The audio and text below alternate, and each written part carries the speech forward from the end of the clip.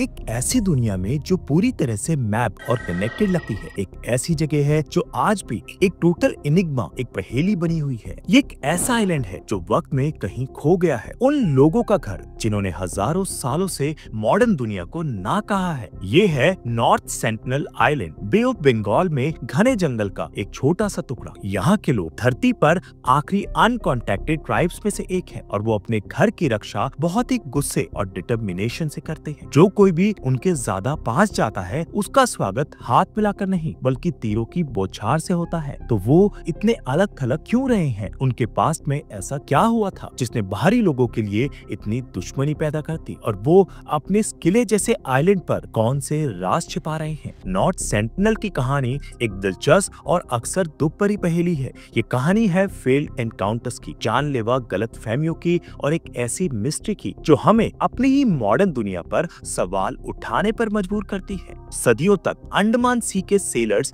North sentinel को एक myth और डर की जगह मानते थे। पहली बार इसे रिकॉर्ड 1771 में किया गया था, जब एक ब्रिटिश सर्वेयर ने किनारे पर रोशनी देखी। उसने समझदारी दिखाते हुए लैंड ना करने का फैसला किया। अगले 100 सालों तक इस आइलैंड को अकेला छोड़ दिया गया, बस एक मैरीटाइम चार्ट पर एक नोट की तरह। पहला असली और वायलेंट एनकाउंटर 1867 में हुआ। एक इंडियन मर्चेंट शिप नीनवा आइलैंड के कोरल रीफ्स पर तबाह हो गई। जब 106 सर्वाइवर्स लड़खड़ाते हुए किनारे पर पहुंचे तो उनका सामना सेंटिनली से हुआ। ये कोई रेस्क्यू पार्टी नहीं थी। आइलैंडर्स ने तीर कमान से हमला कर दिया और शिपरेट क्रू को अपनी जान बचाने के लिए लड़ना पड़ा जब तक ब्रिटिश रॉयल नेवी ने आकर उन्हें बचाया नहीं। इस घटना ने आइलैंड की रेपुटेशन को पक्का कर दिया, खतरनाक और दुश्मन। लेकिन सबसे डैमेजिंग एनकाउंटर ब्रिटिश एम्पायर की तरफ से हुआ। 1800s के एंड में मॉरिस विडाल पॉर्टमैन नाम का एक कॉलोनियल ऑफिसर लोकल ट्राइब्स को स्टडी करने के जुनून में था।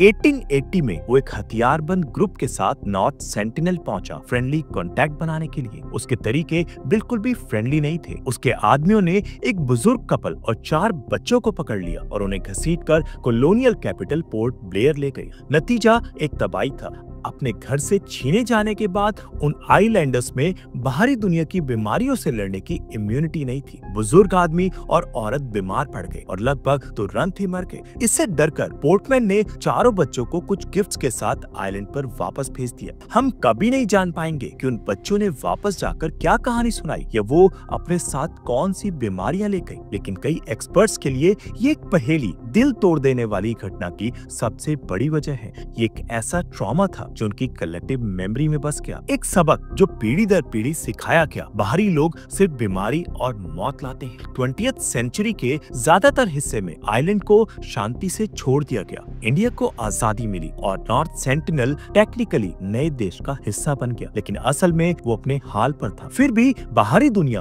अपनी क्यूरियोसिटी को रोक नहीं पाई। 1960s के एंड से इंडियन गवर्नमेंट ने एंथ्रोपोलॉजिस्ट के नेतृत्व में एक्सपीडिशंस को सपोर्ट करना शुरू किया, जिसपे सबसे फेमस नाम TN पंडित का था। दशकों तक ये कॉन्टैक्ट मिशंस तनावपूर्ण और प्रेडिक्टेबल थे। टीम अपनी बोट्स को तीरों की रेंज से आगे एंकर करती और पानी में नारियल और मेटल के बर्तन जैसे गिफ्ट्स फेंकती। कभी कभी सेंटिनलीज गिफ्ट्स उठा लेते और कभी वो अपनी नफरत साफ दिखाने के लिए पीठ घुमाकर बैठ जाते, एक इशारा जो साफ तौर पर एक गहरी बेइज्जती थी। और अक्सर वो बस बोट्स पर तीर चलाते थे। फिर 1991 में कुछ अनएक्सपेक्टेड हुआ। सालों की कोशिशों के बाद एंथ्रोपोलॉजिस्ट त्रिलोकनाथ पंडित और मधुमाला चट्टोपाध्याय की एक टीम ने पहला और आखिरी शांतिपूर्ण कांटेक्ट बनाया। सेंटिनलीज उनकी बोट के पास बिना हथियार के आए और उनके हाथों से नारियल लिए। ये कमाल का पल था, एक ऐसी दुनिया में रोशनी की एक हल्की सी किरण जहाँ किसी बाहरी आदमी का स्वागत नहीं हुआ था। कुछ समय तक ये गिफ्ट ड्रॉपिंग मिशंस चलते रहे, लेकिन इंडियन गवर्नमेंट का मन बदल गया। कांटेक्ट के एथिक्स को नजरअंदाज करना नामुमकिन हो रहा था। क्या सिर्फ क्यूरियोसिटी के लिए फ्लू या मीजल जैसी बीमारियों से एक पूरी जाति को खत्म करने का रिस्क लेना सही था? उन्होंने देखा था कि दूसरे अंडमान ट्राइब्स जैसे अंश और ग्रेट एंडेमनीज का क्या हाल हुआ था, जिनकी आबादी कांटेक्ट के बाद बीमारियों से बर्बाद हो गई थी। तो 1997 में गवर्नमेंट ने एक अहम फैसला लिया। सभी ऑफिशियल कांटेक्ट अटेम्प्ट्स रोक दिए जाएंगे। उन्होंने आइलैंड के चारों तरफ एक 5 नॉटिकल माइल का एक्सक्लूजन जोन बना दिया। ये एक hands of eyes on policy है, जिसका मकसद सेंटिनलीज को हमसे और हमें उनसे बचाना है। लेकिन एक गवर्नमेंट पॉलिसी भी हादसे को नहीं रोक सकी। 2006 में 2 इंडियन फिशरमैन सुंदर राज और पंडित तिवारी आइलैंड के पास गैर कानूनी तरीके से केकड़े पकड़ रहे थे। रात को सोने के लिए उन्होंने एंकर डाला, लेकिन एंकर टूट गया और उनकी नाव बहते हुए किनारे जा लगी। सेंटिनेलीज ने दोनों आदमियों को मार दिया। जब एक इंडियन कोस्ट गार्ड हेलीकॉप्टर उनकी बॉडीज को लेने गया तो उस पर तीरों की ऐसी बौछार हुई कि उसे वापस लौटना पड़ा। एक साफ चेतावनी कि इस आइलैंड का अकेलापन इसके लोगों की मर्जी से कायम है। इस घटना ने उस इवेंट के लिए स्टेज सेट किया जिसने नॉर्थ सेंटिनल आइलैंड को दुनिया भर की न्यूज हेडलाइंस में ला दिया।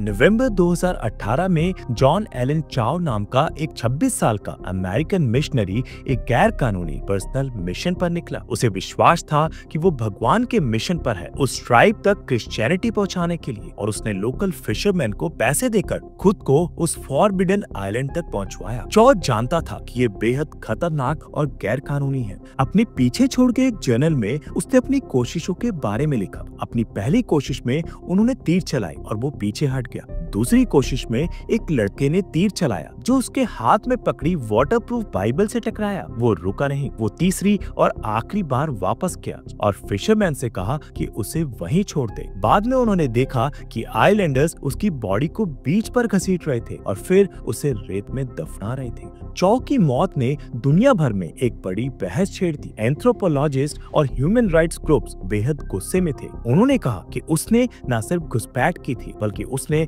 ऐसे जम्स फैलाने का खतरा पैदा कर दिया था जो पूरे ट्राइब का सफाया कर सकते थे। इंडियन अथॉरिटीज ने उसकी बॉडी को रिकवर करने की कोशिश की, लेकिन जब भी उनकी बोट्स पास जाती उनका सामना किनारे पर खड़े हथियारबंद सेंटिनेलीज योद्धाओं से होता और ज्यादा झगड़े के डर से उन्होंने कोशिश रोक दी। जॉन एलन चाओ की बॉडी आज भी उस आइलैंड पर है, उस रहस्यमयी जगह में दफन एक और राज। और ये घुसपैठ रुकी नहीं है। मार्च 2025 में एक 24 साल का अमेरिकन टूरिस्ट आइलैंड पर गैर कानूनी तरीके से जाने के लिए अरेस्ट हुआ। वो एक इनफ्लैटेबल बोट से किनारे तक गया, ऑफरिंग्स के तौर पर एक नारियल और एक कोला का कैन छोड़ आया और वापस आने से पहले अपनी इस छोटी सी लैंडिंग को गोप्रो से फिल्म भी किया। ये एक और लापरवाही भरा काम था जो साबित करता है कि बाहरी दुनिया की क्यूरियोसिटी का खतरा कितना लगातार बना हुआ है। तो हम सेंटिनेलीज के बारे में आखिर जानते क्या हैं? ईमानदार जवाब है बहुत कम। माना जाता है कि वो उन पहले इंसानों के डायरेक्ट डिसेंडेंट्स हैं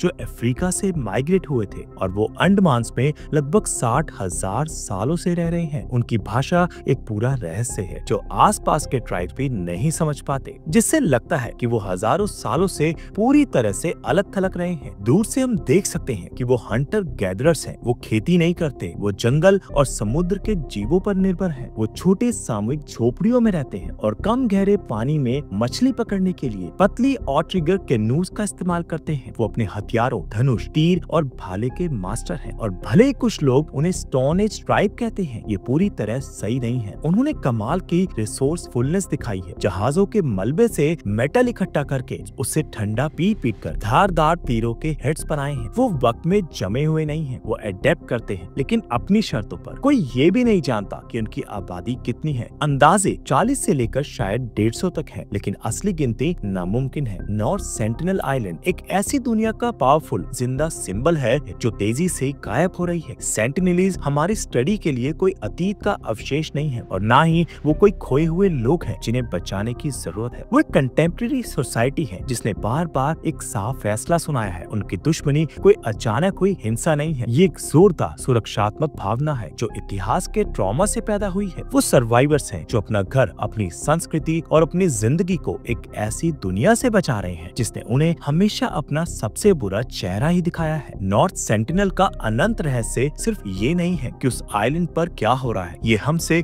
एक गहरा सवाल पूछने पर मजबूर करता है। हमारी जैसी कनेक्टेड दुनिया में क्या अब भी किसी कौम के लिए पूरी तरह से अकेला रहने की कोई जगह है? सेंटिनेलीज की कहानी बताती है कि सबसे इंसानियत भरा जवाब शायद हाँ है। उनका भविष्य इस बात पर निर्भर करता है कि हम उनके फैसले का सम्मान करें और अंडमान सी के इस आखिरी महान रहस्य को अनसुलझा ही रहने दें।